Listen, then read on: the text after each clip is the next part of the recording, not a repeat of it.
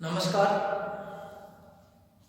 श्री राम जी महाविद्यालय के YouTube platform पर आपका स्वागत है। मैं जे आर पटेला। आज अपने नेक्स्ट क्लास में भारत का भूगोल जो विषय चल रहा था, भारत के भूगोल में अपने जो क्लास है इसको आगे बढ़ाते हैं। देखिए, हमारा टॉपिक चल रहा था भारत का सामान्य परिचय। भारत के सामान्य परिचय के ऊपर बात चल रही थी। आज की जो क्लास है वो उसी के ऊपर दोबारा फिर बात करते हैं। तो भारत का सामान्य परिचय, भारत का सामान्य परिचय, इंडिया की बात कर रही थी। ये जो क्लास है आपकी, ये है BA third year plus BA BEd third year plus MA final. ठीक है, एमए फाइनल में जो पहला पेपर है एमए फाइनल का इंडियन ज्योग्राफी, उसके ऊपर में बात चल रही है। भारत का भूगोल कंपलसरी है एमए, तो उसके ऊपर में बात चल रही थी। तो ये BA third year, BA BEd third year और एमए फाइनल में भारत का भूगोल पे अपने क्लास आगे बढ़ाते हैं। देखिए, कल हमें बात की थी कि कर्क रेखा के बारे में बात कर ली थी। भारत के 8 राज्यों से कर्क रेखा गुजरती है, तो कर्क रेखा के बारे में कर ली थी। अब आपको लिखना है विश्व के क्षेत्रफल में,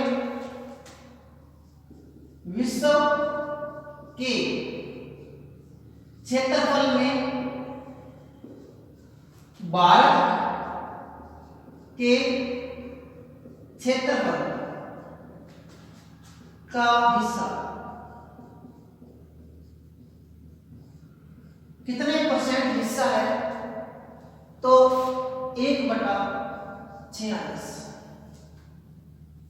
यह हम बात करें 2.4%।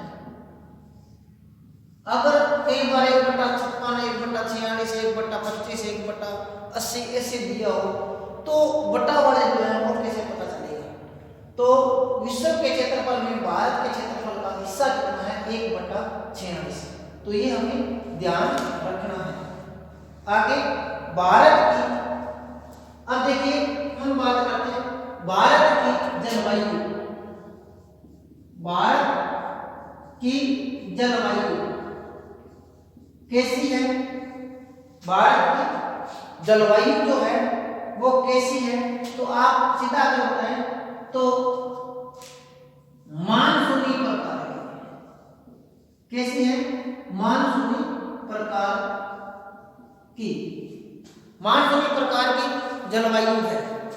आगे हम बात करते हैं भारत की जलवायु मानसूनी प्रकार की जलवायु है। आगे हमें देखिए, कई बार ये पूछा जा सकता है कि भारत का विश्व में कितना स्थान है? तो भारत का अगर बात करें, भारत का पहले मैं पढ़ लेता हूं, आपको बता देता हूं जनसंख्या की दृष्टि से। भारत का जनसंख्या की दृष्टि से विश्व में दूसरा स्थान है, दूसरा स्थान है। तो बात करेंगे पहला किसका है? पहला जो स्थान है, फर्स्ट स्थान जो है वो है चीन का। चीन का फर्स्ट स्थान किसका है? चीन का। चीन की जो कुल जनसंख्या है 2011 के अनुसार 1.36 करोड़, या हम कह सकते हैं 136 करोड़ जनसंख्या चीन की है। और वो भारत पूरे विश्व स्तर पर पहले नंबर पे जनसंख्या में है। दूसरा स्थान अगर बात करें तो भारत का आता है, और भारत में जो 2011 की जनसंख्या है उसके अकॉर्डिंग 121 करोड़ जनसंख्या पाई जाती है। 121 करोड़, 1 अरब 21 करोड़ या 121 करोड़ जनसंख्या पाई जाती है। आगे हम बात करें तो भारत का जनसंख्या में दूसरा स्थान है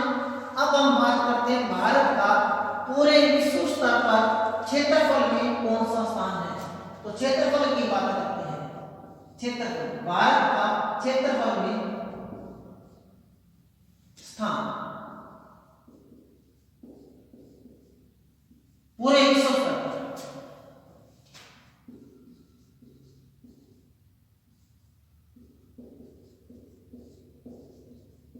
तो कौन सा स्थान है? भारत का 7वां स्थान है। भारत का पूरे विश्व स्तर पर अगर बात करें क्षेत्रफल की तो 7वां स्थान है। कहने का अर्थ ये हो गया कि भारत जो है वो 6 भारत से देश बड़े हैं, पहला, दूसरा, तीसरा, चौथा, 5वां, 6वां और 7वां आएगा भारत। तो 7वां स्थान है किसका है? भारत का। अब आपको सीधा ही 7वां लिख दिया?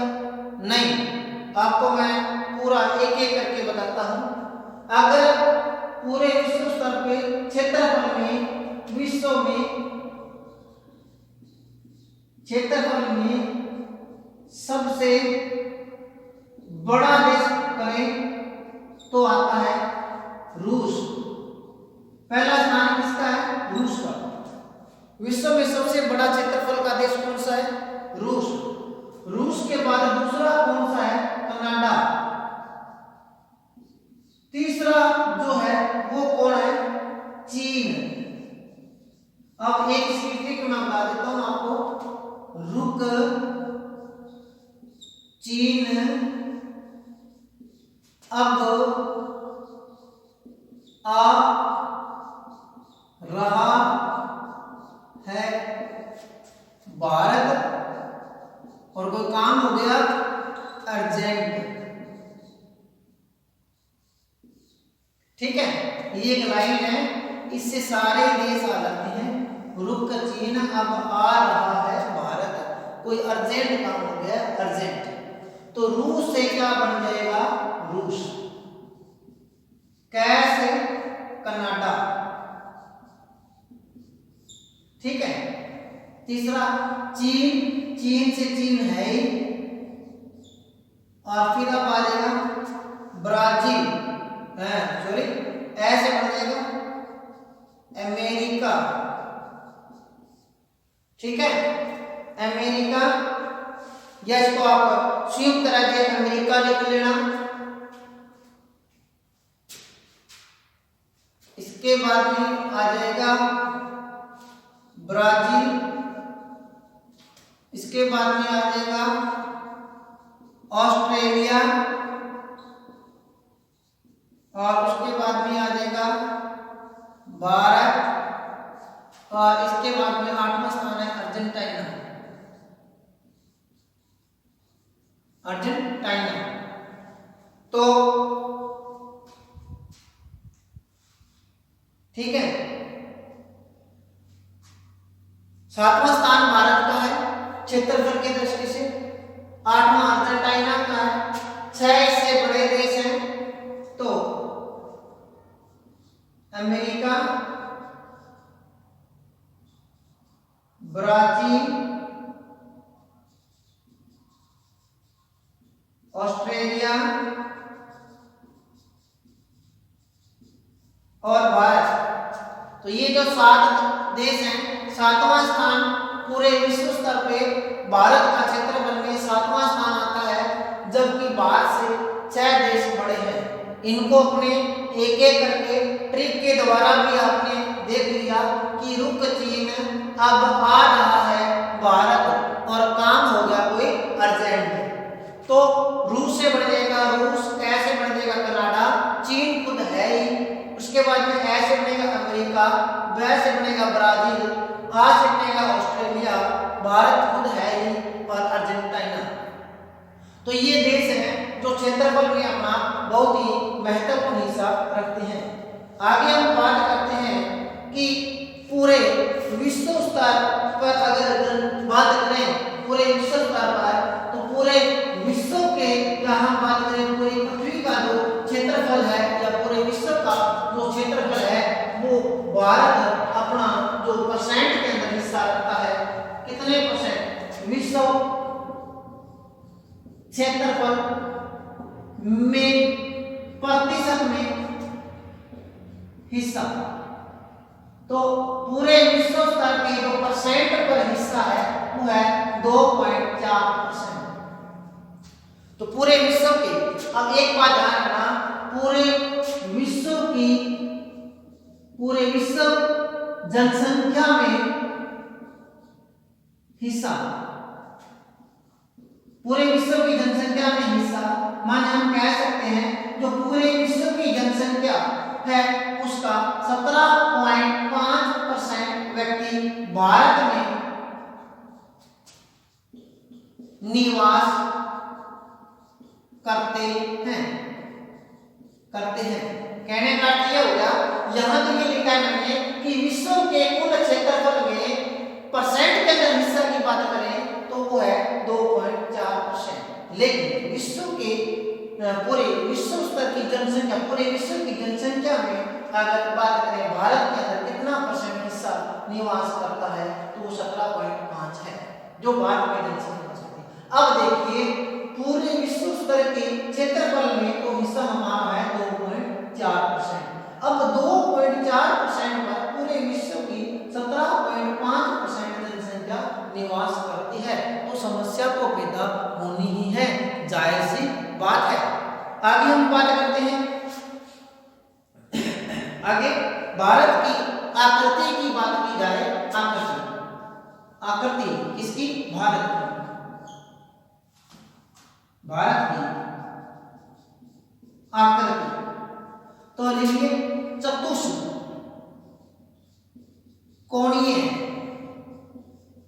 आकृति है। भारत की अगर आकृति की बात की जाए तो चतुष्कोणीय आकृति है, चतुष्कोणीय आकृति है। आगे बात करते हैं हम, कल जो हमने छोड़ा था उससे आगे बात करते हैं। ये तो डाटा ऐड करना था आपने। आगे कल मैंने जो अंतिम बताया था वो बताया था कि बांग्लादेश कर्क रेखा से शुरू करते हैं। कर्क रेखा भारत के 8 राज्यों से गुजरती है। कर्क रेखा -23.5 डिग्री उत्तरी अक्षांश, नॉर्थ इक्वेटर लिख दो, चाहे उत्तरी अक्षांश लिख दो, तो कर्क रेखा 23.5 डिग्री नॉर्थ इक्वेटर जो कर्क रेखा है यह भारत को दो भागों में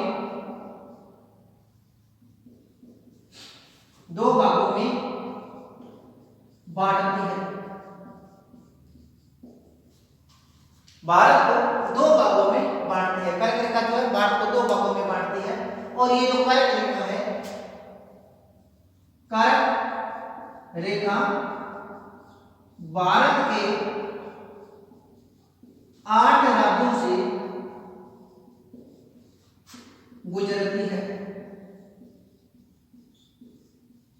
भारत के 8 राज्यों से गुजरती है। अब 8 राज्य कौन से हैं लिख लीजिए, गुजरात,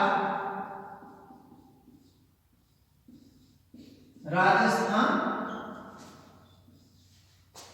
मध्य प्रदेश,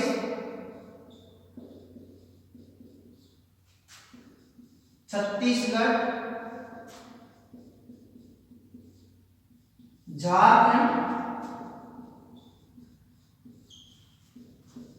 पश्चिम बंगाल, त्रिपुरा, 8वां है मिजोरम। तो देखिए जो कर्क रेखा है 23.5 डिग्री उत्तरी अक्षांश रेखा है, जो भारत को मुख्यतः 2 कटिबंधों में और 2 भागों में बांटती है, एक उष्ण कटिबंध और एक शीतोष्ण कटिबंध में बांटती है। कर्क रेखा भारत के 8 राज्यों से गुजरती है, गुजरात, राजस्थान, मध्य प्रदेश, छत्तीसगढ़, झारखंड, पश्चिम बंगाल, त्रिपुरा और मिजोरम, ये 8 राज्यों से गुजरती है। अब मैं थोड़ा सा यहाँ राजस्थान के बारे में आपको बताता हूँ कि राजस्थान में कर्क रेखा है वो 26 किलोमीटर लंबी है और बांसवाड़ा के मध्य से और डूंगरपुर की दक्षिणी सीमा बनाती हुई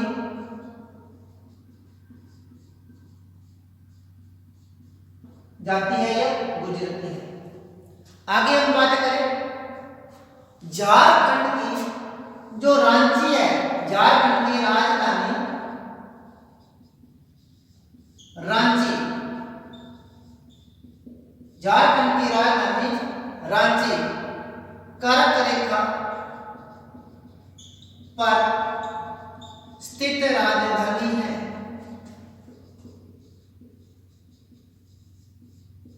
नोट कर लीजिए साथ ही साथ, झारखंड की राजधानी रांची जो है, दोनों यहीं के हैं, महेंद्र सिंह धोनी। तो झारखंड की राजधानी रांची जो है वो कर्क रेखा पर स्थित है। आगे बात करते हैं, कल हमने पड़ोसी देशों के बारे में बात कर ली थी। भारत और श्रीलंका के जलीय समुद्री पड़ोसी देश और स्थलीय समुद्री पड़ोसी देशों के बारे में हमने बात कर ली थी। आज जो हम आगे नेक्स्ट बात कर रहे हैं वो है इंडियन स्टैंडर्ड टाइम्स जो लाइन है उसके बारे में बात करते हैं। हिंदी में आपको लिखना है भारतीय मानक समय रेखा। देखिए हर देश का एक अपना स्टैंडर्ड टाइम जोन होता है, उसी प्रकार भारत का भी अपना टाइम जोन है। जो बड़े देश हैं या बड़े क्षेत्रफल वाले जो देश हैं उनमें टाइम एक से अधिक रेखाएं हो सकती है, लेकिन भारत ने अपने स्टैंडर्ड टाइम की जो रेखाएं निर्धारित की है वो एक ही की है। देखिए मैंने आपको पहले भी बताया था कि जो हमारी समय रेखा है या दो देशों के बीच में दूरी या समय को निकालने के लिए किन रेखाओं का यूज किया जाता है, देशांतर रेखाओं का। अब देखिए जो देशांतर रेखाएं हैं तो यहाँ पर कौन सी देशांतर रेखा है जिसका नाम है 82.5 डिग्री पूर्वी देशांतर। 82.5 डिग्री पूर्वी देशांतर जो रेखा है उसको अपने शामिल किया है। 82.5 डिग्री जो पूर्वी देशांतर रेखा है भारत का मानक समय रेखा है। और देखिए हम मान लो कि हमने ये बाल बनाया था और उसको आज फिर बना लेते हैं ये, तो लगभग आप ये मान के चलिए ये पूरे उत्तर से लेकर दक्षिण तक ये रेखा ऐसे गुजरती है। हम कह सकते हैं कि ये रेखा कौन सी है, 82.5 डिग्री देशांतर रेखा है। अब गुजरती तो पूरे भारत से है, ऊपर से उत्तर से लेकर दक्षिण तक नीचे गुजर रही है, लेकिन अब टाइमिंग के लिए जो प्रोजेक्ट लगाया गया है या जो अपने कह सकते हैं आम भाषा में मशीन जो लगाई गई है या जो टाइमिंग लिया जाता है वो कहाँ से लिया जाता है, तो टाइमिंग जोन जो है वो है उत्तर प्रदेश के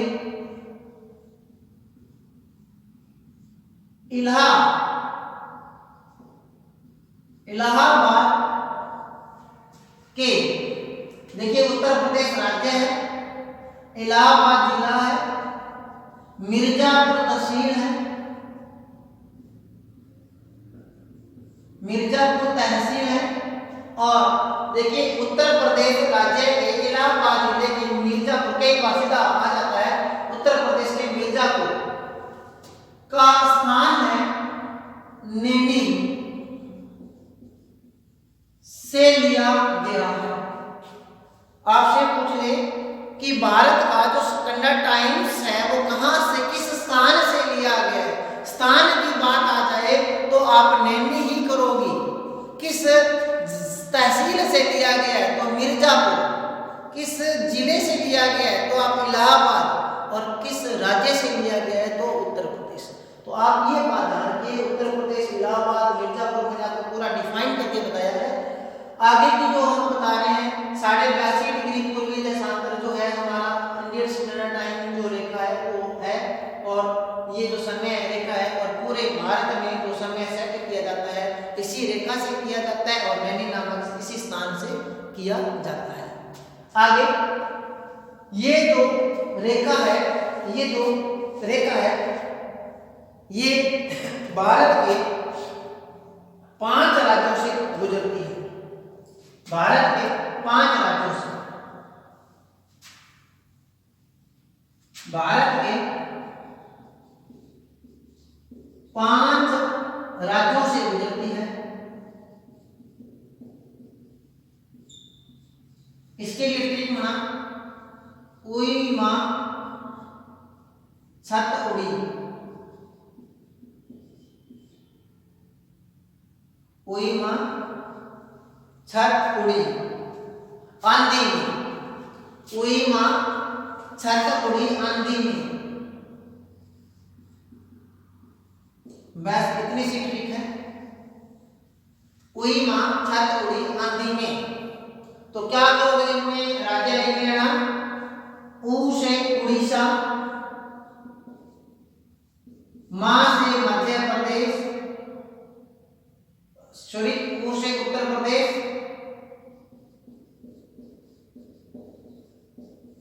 मध्य प्रदेश, मध्य प्रदेश,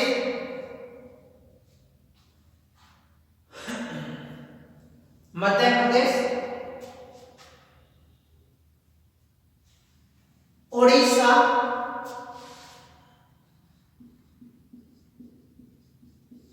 यहां से हो जाएगा आंध्र प्रदेश,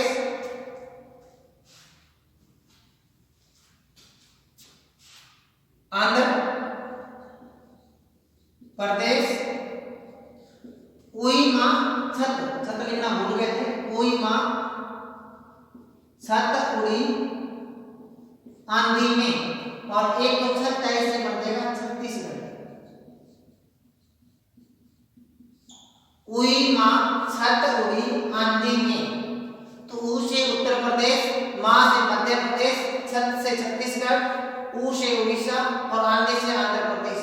ये 5 राज्यों से, 5 राज्यों से हमारी स्टैंडर्ड टाइम्स जो रेखा है वो गुजरती है। तो स्टैंडर्ड टाइम्स जो रेखा है 5 राज्यों से गुजरती है, और 5 राज्यों से जो रेखा गुजर रही है, ये जो रेखा है ये हमारे भारत की मानक समय रेखा है। आगे हम बात करते हैं, ये जो हमारा स्टैंडर्ड टाइम्स है वो क्या है, हमारा ग्रीन विश्व की जो स्टैंडर्ड टाइम्स रेखा है, हम कह सकते हैं जो हमारा विश्व का जो मानक समय रेखा है, समय रेखा जो है उसका नाम है 0 डिग्री ग्रीनविच रेखा। ग्रीनविच, यहाँ 0 डिग्री देशांतर कह सकते हैं, देशांतर, या इसका नाम है ग्रीनविच रेखा। ये पूरे विश्व का क्या है, पूरे विश्व का अगर अपने समय कैलकुलेट करना हो तो हम यहाँ से करेंगे 0 डिग्री देशांतर से, 0 डिग्री देशांतर से। और ये जो ग्रीनविच है ये इंग्लैंड का एक शहर है ग्रीनविच, वहां से समय लिया गया। आखिर समय कहाँ से लिया गया, इंग्लैंड के ग्रीनविच से, लेकिन रेखा कौन सी है, 0 डिग्री देशांतर रेखा। तो कई बार उसको ग्रीनविच रेखा भी कह देते हैं अपने, तो ग्रीनविच रेखा। अब ध्यान रखना, भारत का जो समय है, भारत का जो समय है, भारत का समय ग्रीनविच जो रेखा है, ग्रीनविच रेखा से 5.5 घंटे आगे है, आगे है। कहने का अर्थ ये होगा कि भारत का जो समय है वो ग्रीनविच रेखा से 5.5 घंटे आगे है। अब देखिए मैं ये बता दूं, ये पृथ्वी है और ये हमारी क्या है, ग्रीनविच रेखा है, 0 डिग्री देशांतर है या ग्रीनविच रेखा है। अगर यहाँ पे अपने कह सकते हैं दोपहर के 12 बजे हैं, ठीक है, PM है, तो यहाँ पर देखिए हम इधर थे, इंडिया हमारा इधर था, यहाँ पर ये कौन सी है, 0 डिग्री है, तो यहाँ पर ये कौन सी होगी, 82.5 डिग्री पूर्वी देशांतर। कौन सी होगी, यहाँ पे बजेंगे 5:30 PM। अगर इंग्लैंड के अंदर दिन के 12 बजे हैं तो भारत में कितने बजेंगे? तो देखिए इसमें इससे आगे है तो आगे इसमें क्या करोगे? 5 घंटे 5.5 घंटे जोड़ दोगे। 5.5 घंटे जोड़ दोगे तो 12 बजे तो उसमें 5.5 घंटे जोड़ोगे तो 5 घंटे और 30 मिनट, शाम के 5:30 होंगे इंडिया में। तो ये मैंने बता दिया आपको कि हम ग्रीनविच रेखा से 5.5 घंटे आगे हैं और हमारा जो भारत का टाइम है वो ग्रीनविच रेखा से 5.5 घंटे आगे की तरफ चलता है। आगे बात करते हैं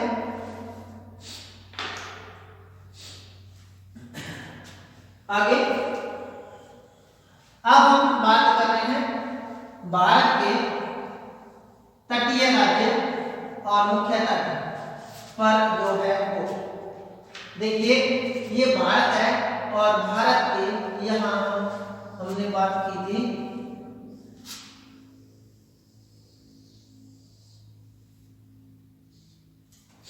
ये क्या है? भारत है। और यहाँ हमने बताई थी कर्क रेखा थी। ये कौन सी रेखा थी? कर्क रेखा। कर्क रेखा थी। कर्क रेखा में ये हमारा जो कर्क रेखा से नीचे वाला जो भारत है वो है ये जो पूरे का पूरा दक्षिणी भारत है इसको अपने पूरे को क्या कहेंगे? दक्षिणी भारत। दक्षिणी भारत या कई बार हम इसको एक नाम दे देते हैं प्राय द्वीपीय पठार भी इसका कहा जाता है। प्रायद्वीपीय पठार इसको कह देते हैं, हम दक्षिणी भारत कह देते हैं।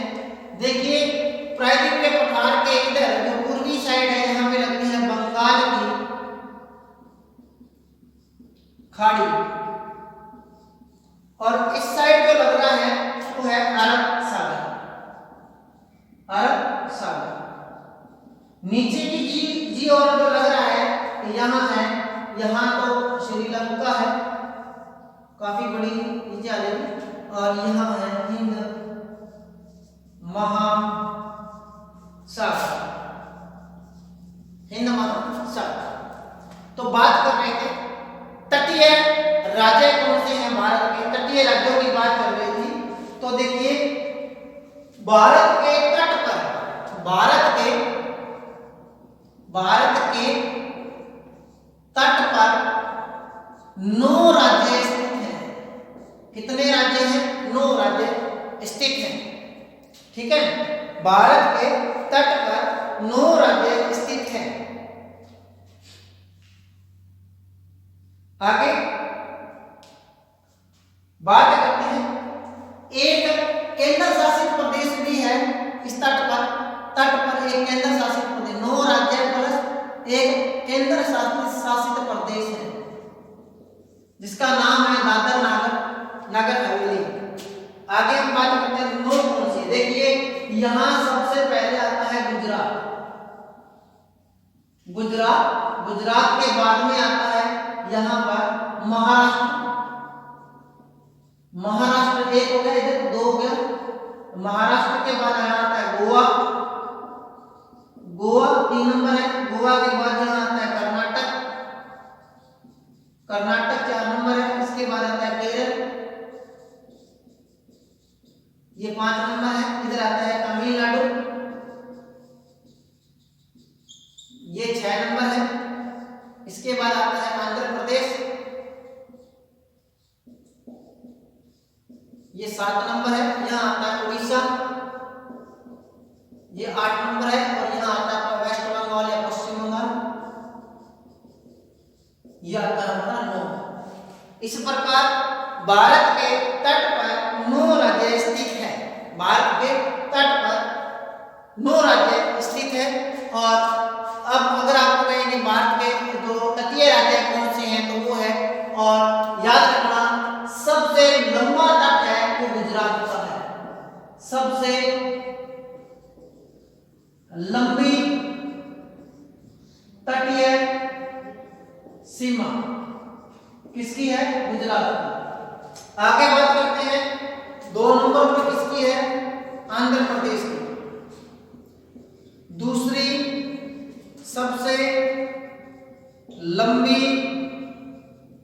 तटीय सीमा तो सबसे लंबी दूसरी माने 2 नंबर पे कौन सा राज्य है तटीय, वो है आंध्र प्रदेश। उसके बाद हम बात करते हैं सबसे न्यूनतम तटीय सीमा कौन बनाता है, गोवा। सबसे न्यूनतम या छोटी तटीय सीमा कौन बनाता है, गोवा। क्योंकि गोवा खुद ही क्या है, छोटा सा राज्य है, तो छोटा है तो छोटी सीमा बनाएगा, बड़ी तुम जरा कहां से बनाए, तो ये सबसे छोटी सीमा है। आगे एक जो है दादर नगर, जो केंद्र शासित प्रदेश है दादर नगर, ये जो केंद्र शासित प्रदेश है ये भी तटीय सीमा बनाता है। इसके बाद 4 केंद्र शासित ऐसे प्रदेश हैं जो क्या है, 4 केंद्र शासित प्रदेश ऐसे हैं जो सागर के अंदर है, महासागरों के अंदर है, वो 4 केंद्र शासित प्रदेश हैं। 4 केंद्र शासित प्रदेश समुद्री सीमा बनाता है, समुद्री सीमा बनाता है। कौन कौन से हैं, एक तो है लक्षद्वीप,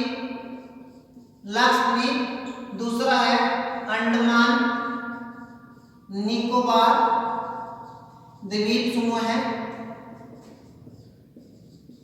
तीसरा है पांडुचेरी और चौथा है जिसका नाम है दमन द्वीप। तो ये 4 है जो क्या है दमन में द्वीप, तो ये 4 हैं जो समुद्री सीमा बढ़ाते हैं। आगे हम बात करते हैं आज हमारा ये जो टॉपिक है वो खत्म हो जाएगा भारत का सामान्य परिचय का। देखिए तटों का कुछ नाम दिया गया है, जैसे कोरोमंडल तट है, उत्तरी सरकार तट है, कोंकण तट है, मालाबार तट है। ये तटों के नाम दिए गए हैं, तो किस तट को किस नाम से जाना जाता है वो अपने बात कर लेते हैं। देखिए यहां से लेके हम बात करते हैं तटों की, तो सबसे पहले यहाँ गुजरात के पास काठियावाड़ तट, काठियावाड़ का तट, फिर यहाँ